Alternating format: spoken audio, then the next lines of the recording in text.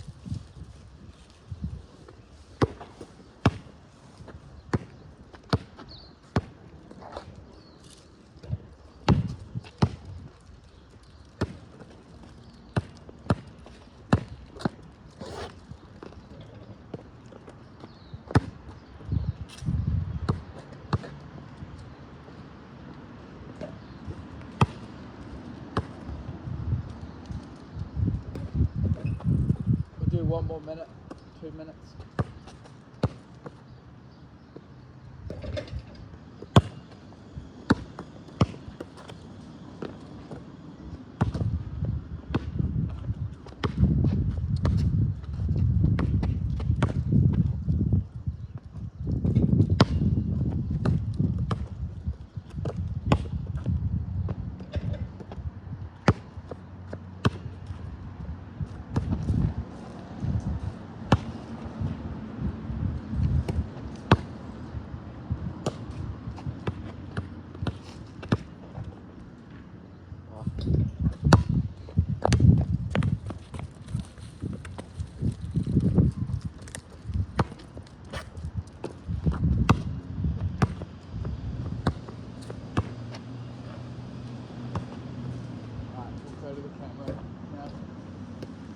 Okay, so we'll move into activity 1, which is the main focus is on sort of recognizing when your shot is available.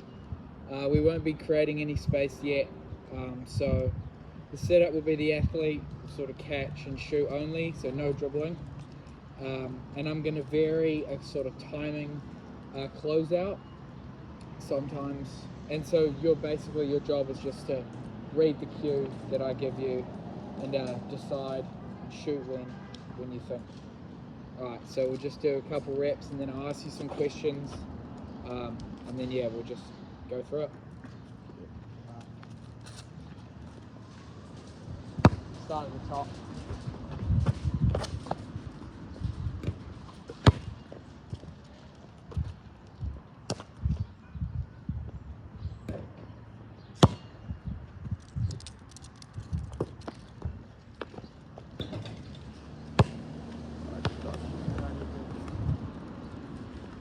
So I'll do one more question here. So the first question I've got is what information told you that the shot was available? Well, it was just a closeout, so like in the first one there was a light closeout, so I had a bit more time. Second one there was no closeout, so I had heaps of time to shoot, and the third one I had to get it off quickly. Yeah, perfect. Okay, we'll do a different angle, so go to the right wing.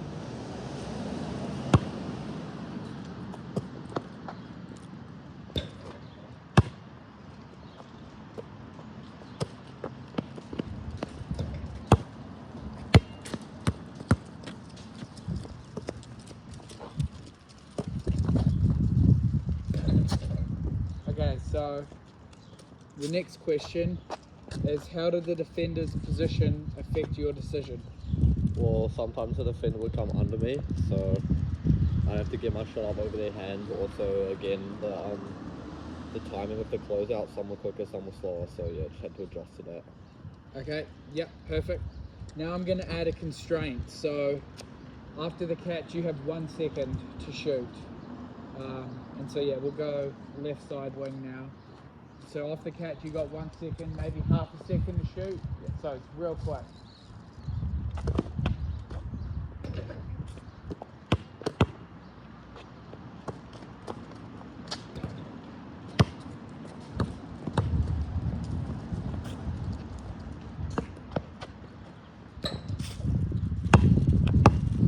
Okay, so after adding this constraint, when did you sort of feel the most confidence in taking the shot? Well, I just had to get it off quickly, so the confidence kind of just came from knowing I had to shoot it quickly. You know, with the constraint, having to get it off fast, I really just had the confidence that I know I had to shoot it. Yeah. So now we'll sort of increase the movement demands. So by requiring the athlete to create shooting space under pressure, so we'll see clear progression from activity 1 to then now activity 2, which is based off creating space to shoot. So our main focus here is just creating shooting space through adaptable movement solutions, which is different. So I'll allow the athlete now to have a maximum of 2 dribbles, and you must create space before you shoot, so you have to be open before you shoot. And I'll apply sort of pressure and influence your driving direction and varying the speed and angle in order for you to adapt and create separation while also maintaining shot control. So we'll start on the left wing. Yeah, 2 dribbles. Yeah, that's good.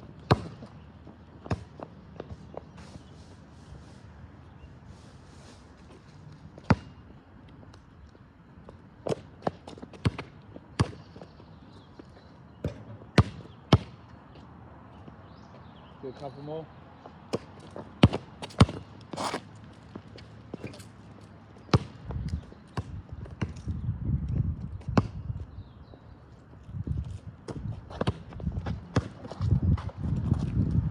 One more.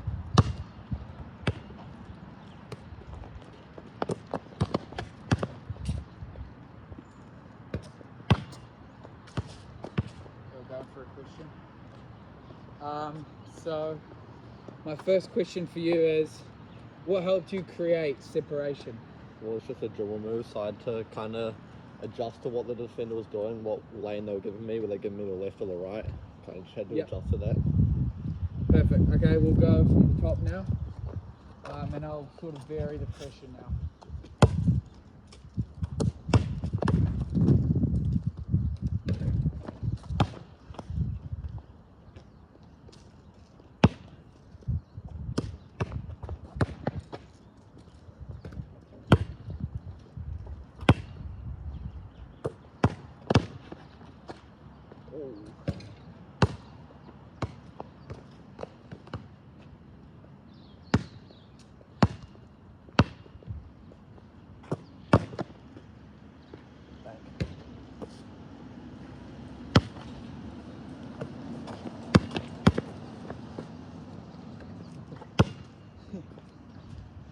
Okay, one more.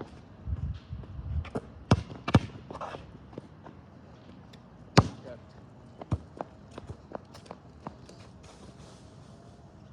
Okay, so next question is, what movement solution felt most controllable for you? Well, I'd just say the movement solution was kind of, again, dependent on what the closeout looked like. So if it was a fast closeout, I was trying to get past the defender, get by him, or if it was a slow closeout, I could kind of get one dribble up, one dribble down, and then get the shot up. Yeah, perfect. Okay, we'll do one more, but now you have 2 seconds to score to shoot off the catch, and I'm giving you 1 dribble, so I'm adding a constraint. And so yeah, we'll just go from the top again. So you have 2 seconds off the catch and 1 dribble.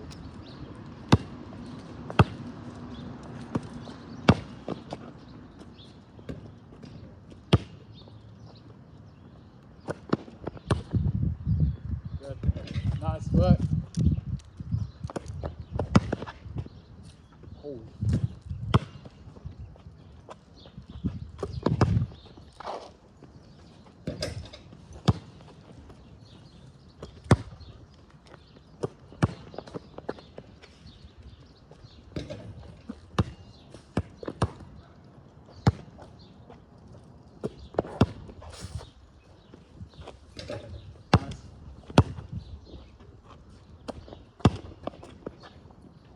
couple more.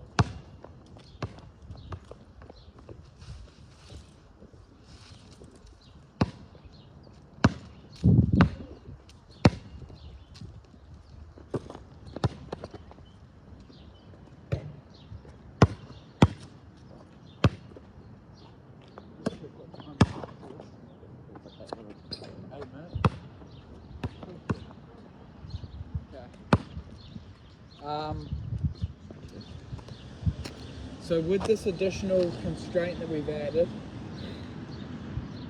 how did the time pressure affect your movement decision? Well, the 2-second catch gave me a little bit of extra time where I could kind of just see that I wanted, like, where I wanted to take my one dribble. So I want to get my shot off going left, going right, or kind of just staying in the middle and getting my shot off quick. Perfect. Okay, so now we're going to progress into sort of a more competitive game-like environment performance. So this is the activity 3, competitive pressure challenge. So the main focus here is applying adaptable shooting solutions under fatigue through what we've done so far. And then I'll also add scoring pressure, a time pressure and competitive pressure. So the athlete, so Fletcher, will be able to score from multiple spots through my variable pressure, and you have to make quick decisions. So we'll just basically just play a sort of live sort of 1v1 game, and yeah, should feel a little bit quicker, more intense, and more game-like. So I'll ask you a few questions after this, and then we can do a warm down. All right. I'll just close out, and we'll sort of just play a little bit. Good.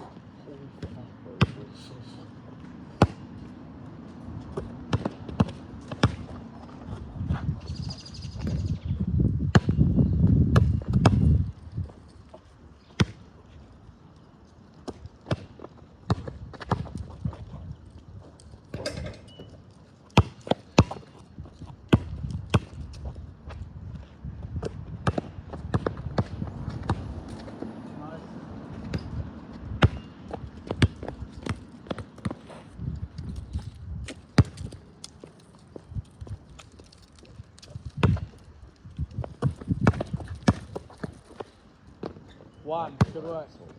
Yeah, that's it. 1 point.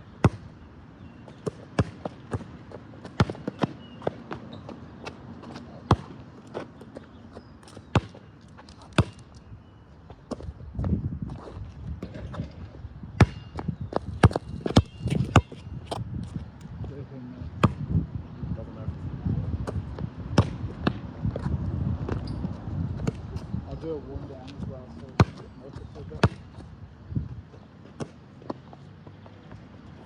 Nice. 2.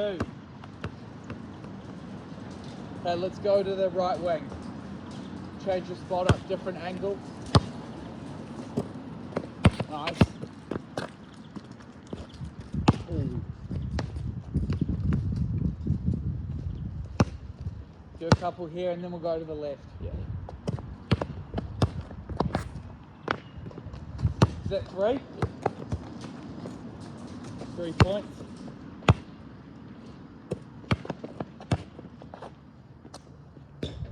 Unlucky.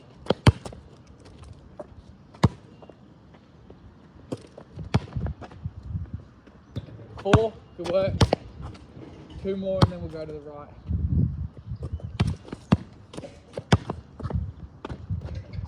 5.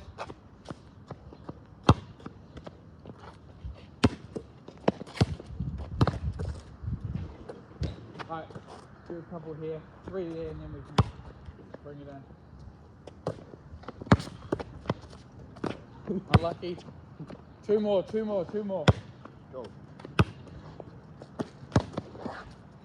Nice, good pump fake.